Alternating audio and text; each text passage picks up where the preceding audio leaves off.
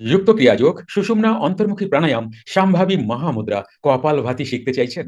মধ্যপ্রদেশের অন্তর্গত সাগরের রাজা, সাগর বলে একটা জায়গা আছে মধ্যপ্রদেশে, আমি গেছিলাম ওখানে। সাগরের রাজা এক বৃহৎ জলাশয় স্থাপন করিবার জন্য খনন কার্য সম্পন্ন করিলেন, কিন্তু কোন প্রকারে জলাশয়ে প্রচুর জল উঠিতেছে না দেখিয়া পণ্ডিতদের নিকট বিধান চাহিলেন। পণ্ডিতগণ বিধান দিলেন যে নরবলি প্রদান করিলে প্রচুর জল উঠিবে। রাজা সেই মতো রাজ্যে ঘোষণা করিলেন, প্রচুর ধন রত্নের বিনিময়ে স্বেচ্ছায় কেহ যদি কোনো শিশুপুত্রকে প্রদান করেন। ওই ঘোষণা শুনিয়া এক গরিব ব্রাহ্মণ ভাবিলেন, তাহার অনেকগুলি পুত্র সন্তান আছে, অনাহারে সকলেরই ক্রমে ক্রমে প্রাণত্যাগ করা অপেক্ষা এক পুত্রকে দান করিলে যে প্রচুর ধন রত্ন পাওয়া যাইবে, তাহাতে পরিবারের অপর সকলের জীবন বাঁচিবে, জীবন রক্ষা হইতে পারে। তাই তিনি এক শিশুপুত্রকে রাজার নিকট অর্পণ করিলেন, যে রাজামশাই, আমার এই সন্তানটিকে আপনি বলি দিন। রাজা ওই শিশুপুত্রটিকে লইয়া জলাশয়ের নিকট বলি দিবার জন্য প্রস্তুত হইয়া জিজ্ঞাসা করিলেন, কাকে? শিশুটিকে। বৎস, তোমার শেষ ইচ্ছা কি?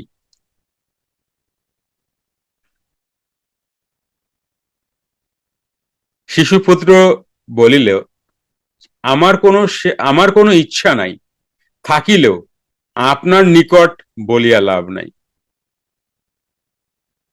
এবার রাজার সম্মানে লেগে গেছে, ইগো হার্ট হয়ে গেছে। রাজা বলিলেন, আমি রাজা, তোমার শেষ ইচ্ছা থাকিলে বলিতে পারো, আমি তাহা পূরণ করিব। ইগোতে লাগলে যা হয়। ইগো ঠিক বলবো না, এটাকে অহংকার বলবো। শিশুপুত্র বলিল, শিশুপুত্রটি কি বলল? মাতা পিতা ধন কা লোভী, মাতা পিতা ধন কা লোভী, রাজা লোভী সাগর, देवी देवता বলি के লোভী, মম শরণাগতি মাধবা।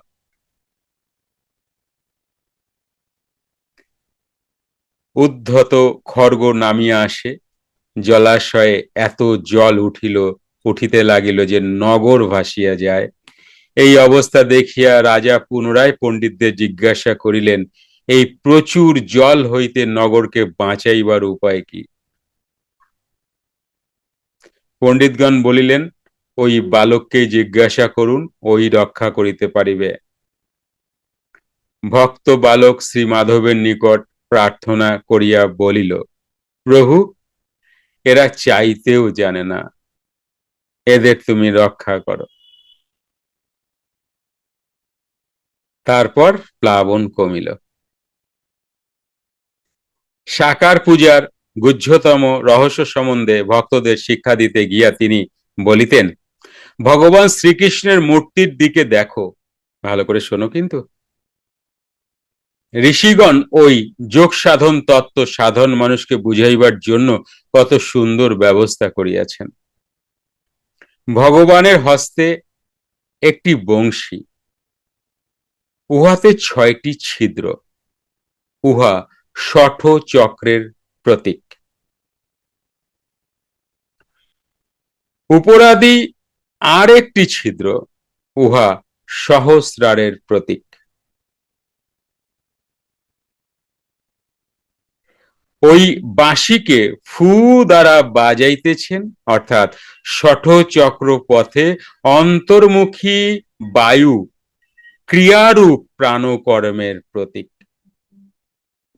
এই প্রাণকর্ম করিতে করিতে কূটস্থ দর্শন হয়। তাই তাহার মস্তক পরি ময়ূর পুচ্ছ, ময়ূর পুচ্ছ দেখো না, এরকম একটা থাকে, মাঝখানে একটা ডিপ তো মনে হয় যেন ওটা কুটস্থ, অন্ধকার কালো, মাঝখানে চকচক করছে সোনা মতো, ওটা কুটস্থের প্রতীক। এই প্রাণকর্ম করিতে করিতে কুটস্থ দর্শন হয়, তাই তাহার মস্তক পরি ময়ূর পুচ্ছ, উহাতে যে চক্ষু লক্ষিত হয় তাহাই কুটস্থের প্রতীক। ভগবান ত্রিভঙ্গ মুরারি রূপে দণ্ডায়মান। ত্রিভঙ্গ মুরারি অর্থাৎ জিহ্বা গ্রন্থি, হৃদয় গ্রন্থি ও মূলাধার গ্রন্থি যথাক্রমে ব্রহ্মা গ্রন্থি, বিষ্ণু গ্রন্থি ও রুদ্র গ্রন্থি ভেদের প্রতীক। বাম পদের ওপর ভর করিয়া দক্ষিণ পদ হেলাইয়া দণ্ডায়মান, উহা ওঙ্কার ক্রিয়ার প্রতীক। এইরূপ ভগবানের মূর্তির মধ্যে সম্পূর্ণ যোগতত্ত্ব বর্তমান জানিবে। এবার কৃষ্ণকে স্বয়ং ভগবান, স্বয়ং ভগবানকে প্রাণ, যা কৃষ্ণের মধ্যে আছে তা তোমার মধ্যে আছে, কিন্তু কৃষ্ণ স্বয়ং সম্পন্ন আমাদের হতে হবে, এই তো ডিফারেন্স, এইটুকুই তো ডিফারেন্স। কয়টুকু? একটুখানি ডিফারেন্স। কি বলো? এই প্রকারে যিনি কৃষ্ণকে ভজনা করেন তিনি প্রকৃত কৃষ্ণ ভজনকারী। আবার মা দুর্গার 10টি হাত, উহার দ্বারা দেখাইতেছেন যে সাধক তাহার 10 ইন্দ্রিয় বা 10 প্রাণকে কিভাবে সংযত রাখিতেছেন। 10 প্রাণ অর্থাৎ প্রাণ, অপান, ব্যান, উদান, সমান, নাগ, কুর্ম, কৃকর, ধনঞ্জয় ও দেবদত্ত। এই 10 প্রাণ বা 10 ইন্দ্রিয়ের দ্বারাই সমস্ত কর্ম সাধিত হয়। তাহার পদতলে পশুরাজ সিংহ, তাহাকে তিনি দলন অর্থাৎ দমন করিয়া রাখিয়াছেন, উহা কামের প্রতীক। উহাকে একেবারে হত্যা করেন নাই। কামকে যদি হত্যা করে দেন কি হবে? সৃষ্টি থেমে যাবে, কারণ তাহা হইলে সৃষ্টি বজায় থাকিবে না। কিন্তু উহাকে বশীভূত করিয়া রাখিয়াছেন। কেন বশীভূত করিয়া রাখিয়াছেন? কারণ ক্রিয়াবান যোগী তার আর কামের প্রয়োজন নাই। তাই বলে কি কামকে আমি ধ্বংস করব? না, আছে থাকুক, বশীভূত থাকুক, ধ্বংস করার তো কিছু নাই, কারণ ওটা তো আমারই সত্তা। তিনি অসুরকে বধ করিয়াছেন। অসুর হইল ক্রোধের প্রতীক। সাধকের উচিত ক্রোধকে হত্যা করা। পার্শ্বে লক্ষ্মী দেবী, তাহার বাহন পেচক। সাধকের সাধনা করিতে করিতে যখন লক্ষ্মী ভাব অবস্থা হয় তখন তাহাকে সাবধান করা হইতেছে যে যেন তাহার তখন পেচকের অবস্থা না আইসে। পেচক দিবা অন্ধ এবং নিশাচর, অর্থাৎ হে সাধক সাবধান থাকিবে, ধন লাভ হইলে তোমার পেচক অবস্থা আসিতে পারে। তুমি করো আর না করো চেষ্টা, তুমি কিছু করো আর না করো, তোমার কাছে এগুলো অ্যাট্রাক্ট হবেই হবে, হবে না? হ্যাঁ গো, এই যে কিছুদিন আগে বললাম হয়ে গেল, চলে গেছে, আছে কিছুদিন আগে বললাম যেগুলো কিভাবে কিভাবে কিভাবে হয়ে যাবে তুমি টেরও পাবা না, কিন্তু এটা আমি করছি, এটার মধ্যে যদি আমি আনো তাহলে তুমি শেষ, তোমার আর ধরে রাখা যাবে না, তুমি অন্যদিকে টার্ন নিয়ে নেবা। এই অবস্থাকে লক্ষ্য করিয়া কবির দাসজি বলিয়াছেন, কনক কনকতে সুগুণী মাদকতা অধিকায়, ইয়ে খায় বউ রাত, হায় উহো পায় বউ রায়। কনক অর্থে ধুত্রা বা সোনা, ধুত্রা বা সোনা। ধুত্রা খাইলে মানুষ পাগল হয়, কিন্তু সোনা অর্থাৎ অর্থ পাইলেও মানুষ পাগল হয়। খাইবার আবশ্যক থাকে না, উহার মাদকতা এতই অধিক। অপর পার্শ্বে সরস্বতী দেবী, তাহার বাহন হংস। কাজ নীর ও ক্ষীর একত্রে থাকিলে তাহা হইতে ক্ষীরকে বাহির করিয়া লওয়া। সাধক যখন সাধনায় উন্নত অবস্থা লাভ করেন, তখন তাহার সঠিক জ্ঞান লাভ হওয়ায় ওই অবস্থা প্রাপ্ত হন। কি বলেছিলাম এটা, যে এই জগৎ অমৃত এবং বিষে একত্রে আছে। এই জগৎ, ওখান থেকে তুমি অমৃতকে নিয়ে নাও, বিষকে ছেড়ে দাও। এই নলেজ, এই অভিজ্ঞতাটা এসে যায়। সাধক যখন সাধনায় উন্নত অবস্থা লাভ করেন, তখন তাহার সঠিক জ্ঞান লাভ হওয়ায় ওই অবস্থা প্রাপ্ত হন। তিনি তখন মলিন জগৎ সংসার হইতে সার বস্তু বাছিয়া লইতে সক্ষম হন। এই অবস্থাকেই পরমহংস অবস্থা বলা হয়। কিন্তু সাধককে আরো অগ্রসর হইতে হইবে, কারণ তখন তাহার অদ্বৈতে প্রতিষ্ঠা লাভ হয় নাই। দেখেছো, এই অবস্থাটাও কিন্তু অদ্বৈত অবস্থা নয়। পার্শ্বে দেব সেনাপতি কার্তিকেয় উহা বীরত্বের প্রতীক। সাধকের বীরত্বের সহিত সাধনা করিতে বলা হইতেছে, আরো বীরত্বের সহিত। তাহার বাহন ময়ূর। ময়ূর পুচ্ছ যে চক্ষু লক্ষিত হয়, উহাই কূটস্থের প্রতীক। সাধক বীর বিক্রমে সাধনা করিতে থাকিলে অবশ্যই কূটস্থ দর্শন হইবে। তাহার হস্তে তীরধনুক, স্বর অর্থে বাণ এবং শ্বাসকে বুঝায়, এবং ধনুক অর্থে দেহকে বুঝায়। দেহকে বুঝায় মানে এখানে মেরুদণ্ড জেনে রেখো, দেহতেই তো মেরুদণ্ড থাকে, আর এটা ইনক্লুড দেহকেও বুঝায়। এই দেহের ভেতরে সব রূপ শ্বাসকে যিনি চালনা করেন, তিনি বীরত্বের সহিত বায়ুক্রিয়া রূপ প্রাণকর্ম করেন, তিনি কার্তিকেয়।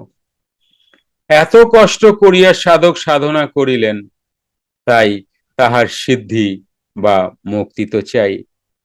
সেই জন্য সিদ্ধিদাতা গণেশ, কিন্তু তাহার বাহন মুশিক। মুশিকের ধর্ম অকারণে অনিষ্ট করা, অকারণে অনিষ্ট করা। সিদ্ধি হলে কি হবে? অনিষ্ট কি করে হবে? ইঁদুর কি করবে? এই তোর ভালো হোক, এই তোর খারাপ হোক, তাই না? তুমি যদি কারো ভালো করছো, তাহলে তুমি কারো খারাপও করবা। এটা কে করে? অকারণে বাড়ির ভালো ভালো সুন্দর সুন্দর জামা প্যান্ট কুচকুচ করে কেটে দেয়, কোনো প্রয়োজন নেই। একটা প্যান্টও কিন্তু ইঁদুর পরবে না, পরবে? একটা শাড়িও পরবে না, একটা ওড়নাও গায়ে দেবে না, কিন্তু কেটে দেবে। মালিকের উপর এত রাগ, বুঝছো? সেহেতু তাহাকে তখনও অনিষ্টকারী হইতে দূরে থাকিতে হইবে। তাহা না হইলে সিদ্ধি বা মুক্তি তাহার করতলগত হইবে না। সবার উপরে আছেন শিব, তিনি বোম তত্ত্ব, তিনি বিশ্বনাথ হওয়া সত্ত্বেও তাহার থাকিবার স্থান নাই। অর্থাৎ সাধক যখন পূর্ণরূপে বোম তত্ত্বে অর্থাৎ অদ্বৈতে প্রতিষ্ঠা লাভ করেন, তখন তাহার ওই অবস্থা প্রাপ্ত হওয়ায় আর নিজের বলিতে কিছু থাকে না। এই যে যখন তুমি বোম তত্ত্বে এসে যাবে, তখন মানে বিশ্বনাথ যখন হয়ে যাবে। এই বিশ্বের নাথকে প্রাণ, স্বামী। অর্থাৎ সাধক যখন পূর্ণরূপে ব্রহ্মতত্ত্বে অর্থাৎ অদ্বৈতে প্রতিষ্ঠা লাভ করেন, তখন তাহার ওই অবস্থা প্রাপ্ত হওয়ায় আর নিজের বলিতে কিছু থাকে না। তাহার বস্ত্র নাই, ভস্য মাখিয়া বসিয়া আছেন, অর্থাৎ সাধকের সর্ব বিষয়ে ওই প্রকার ত্যাগ আসিয়া থাকে। তাহার হস্তে ডমরু, উহার দুই দিক হইতে সমান বাদ্যধ্বনি ওঠে, উহা ওঙ্কার ধ্বনির প্রতীক। সাধক ওঙ্কার ধ্বনি শুনিতে শুনিতে তন্ময় প্রাপ্ত হইয়া উহার সহিত একীভূত হইয়া যান। তাহার অপর হস্তে ত্রিশূল, উহা সত্য, রজ ও তম এই তিন গুণের প্রতীক, অর্থাৎ সাধকের ত্রিগুণাতীত অবস্থা লাভের প্রতীক। তাহার কোমরে গলায় সর্প, সর্প হিংসার প্রতীক।